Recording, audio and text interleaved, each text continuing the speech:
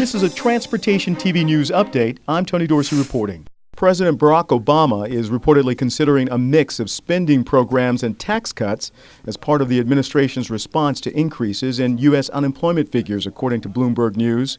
The publication reports this week that the move would, quote, amount to an additional economic stimulus without carrying that label.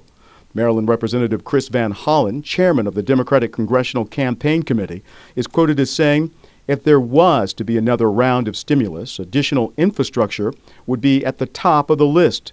Money for roads, transit, and bridges would be a priority, Van Hollen said.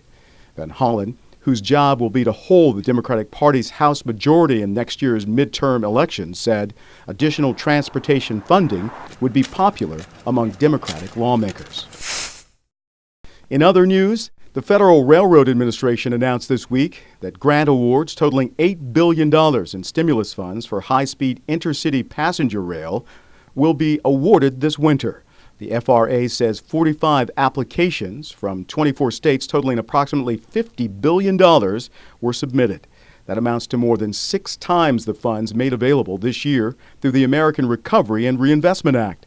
The FRA says it also received 214 applications from 34 states totaling $7 billion for corridor planning and smaller projects. So how we handle this is really about whether all the years we've asked for rail funding and support in a federal-state partnership, if we can turn that into reality of good programs that improve the overall network, then we will see a continuing of the program.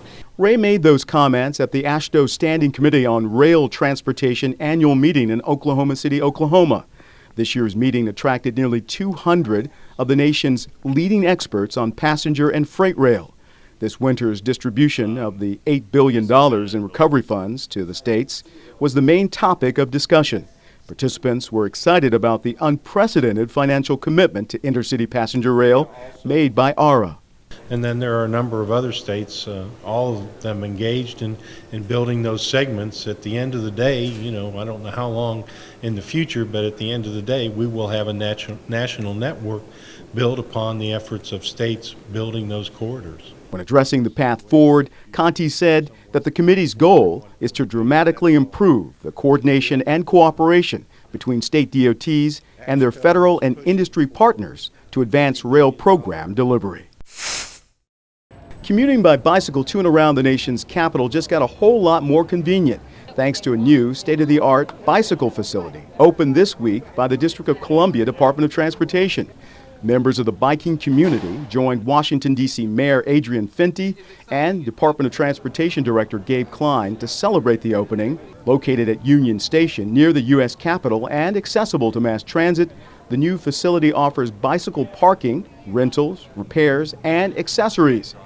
The bike station has space for 133 bicycles of all types. The $4 million project was funded by the Federal Highway Administration and the D.C. Department of Transportation. The concept came about 6 years ago, so it took a while. Anytime you're building something in this area, at Union Station, for instance, or adjacent or on National Park Service property, there are a lot of hoops that you have to jump through. Once we got the project going, we built it in, I think, about 8 months or so. Washington, D.C. designer Donald Payne created the distinctive design to resemble a modern-day bicycle helmet. Bicycle enthusiasts couldn't be more pleased. It is an amazing thing. I think it gives bicycling more credibility than we've had before, and that's been growing so fast over the last few years. We didn't need anything more, and now look at this. It's amazing, and I think we'll have more of these in the city soon. That's the Transportation News Update. I'm Tony Dorsey reporting.